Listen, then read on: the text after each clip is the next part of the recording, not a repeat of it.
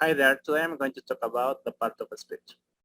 When we talk about part of a speech, we are talking about nouns, verbs, adjectives, and verb pronouns. Terms such as adjective and noun are used to label forms in the language as part of a speech or word classes. The technical terms used to describe each part of a speech are illustrated in the following sentence. A simple definition of each term are listed below. Here we have the example. The lucky boys found a backpack in the park, and they opened it carefully. Here we have the article, the adjectives describe the noun. The noun is someone or something we are talking about in a sentence. The verb is an action or statement, a preposition. In this case, we have a preposition of place. Preposition of place we can recognize with a question where. If we want to know the time, we are going to use the question when. Here we have another article. Here we have a noun, a conjunction. A conjunction is a link between the sentence. It allowed us to connect sentences. The pronoun can replace the noun. Carefully. Carefully is an adverb. Nouns. Nouns are words used to refer to people, boy, object, backpack, creatures, dog, places, school, qualities, roughness, phenomena, earthquake, and abstract ideas, lab, as if they were all things. In this case, when we are talking about a dog, we can use he or him. If we know the name, we can use he. We can replace by he. Only if we know the name. Articles. Articles are words such as a and the, used with nouns to form noun phrases clarifying those things. You can have a banana or an apple, or identify them as already known. I'll take the apple. The next one, adjectives. Adjectives are words used typically with nouns to provide more information about the things referring to. For example, happy people, large object, a strange experience, where happy is the adjective, large is the adjective, and strange is the adjective. The verbs. The verbs are words used to refer to various kinds of actions. For example, go, talk, drive, and states. For example, be, have, involving people and things and events, such as Jessica is ill and has a sore throat, so she can't talk or go anywhere. The adverbs. Adverbs are words used typically with verbs to provide more information about action, states, and events, such as slowly, yesterday. Some adverbs really vary are also used with adjectives to modify information about things, such as really large objects move slowly. I had a very strange experience yesterday. Prepositions.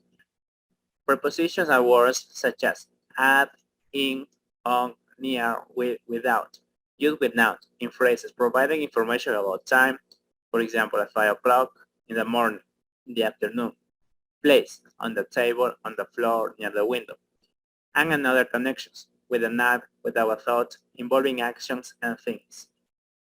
Pronouns. Pronouns are words such as she, herself, they, it, you, used in place of the noun phrases, typically referring to people and things already known. The pronoun can replace the noun. For example, she talks to herself. They said it belonged to you. Here we have herself and belong to you. Conjunctions. Conjunctions are words such as and, but, because, when, used to make connections, to indicate the relationship between events. For example, Chantal's husband was so sweet, and he helped her a lot because she couldn't do much when she was pregnant. In this case, we have the connector and the connector when. This connector helps us to give more information about what we're talking about, traditional analysis. The notion of appropriateness of analysis categories for particular language has not always been a consideration. In traditional grammar books, tables such as following were often presented on English verbs, constructed by analogy with similar table and form on Latin grammars. The form on Latin grammar MR to lab are listed on the right. Here we have an example. If we can see all the verbs in English are in the same way. However, only in the third person of singular we can change the verb. That is the reason when we are talking about something or someone we need to put the subject. For example, if I said go to a park, I don't know who is performing the action. I don't know who is the doer of the action.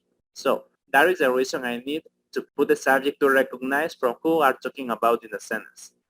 However, in Spanish, it's not the same. In Spanish, we don't need to put a subject. Why? Because we can recognize, for example, boy, I know I'm talking about me. However, in English, it's totally different. That is the reason you always need to put a subject. Constituent analysis. All right, here we have the most important thing if you want to know the verb tenses. Why? If you learn by heart this table, you're going to learn all the verb tenses.